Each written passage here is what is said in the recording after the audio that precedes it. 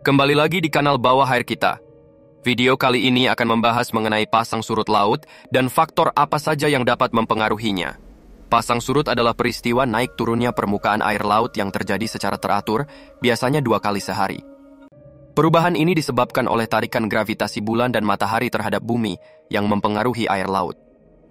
Pada saat pasang, air laut naik dan meliputi area pantai yang lebih luas, sedangkan pada saat surut, air laut surut kembali dan mengungkapkan lebih banyak wilayah pantai.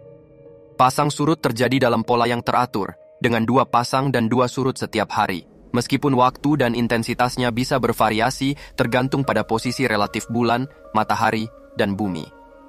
Pasang surut sangat penting bagi kehidupan pesisir, termasuk bagi nelayan, ekosistem pantai, dan kegiatan manusia lainnya.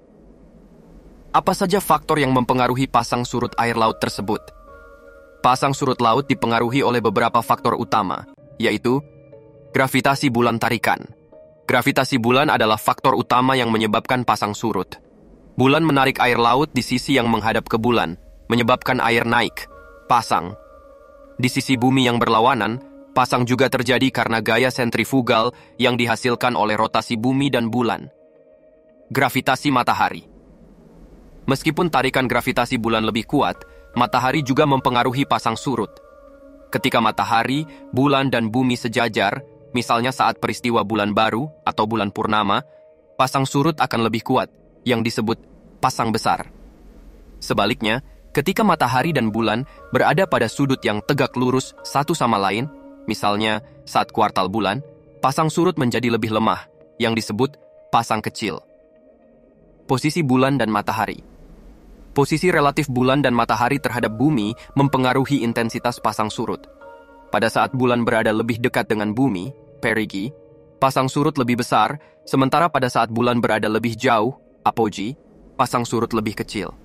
Geografi dan topografi, laut bentuk dan kedalaman laut serta geografi pantai mempengaruhi pola pasang surut. Misalnya, di teluk yang sempit atau perairan dangkal, pasang surut bisa lebih dramatis. Sementara itu, di lautan terbuka, perubahan permukaan air bisa lebih kecil. Rotasi bumi. Rotasi bumi juga mempengaruhi frekuensi pasang surut. Bumi berputar pada sumbunya, menyebabkan 2 pasang dan 2 surut setiap hari di sebagian besar tempat di bumi. Faktor meteorologi cuaca juga dapat mempengaruhi pasang surut.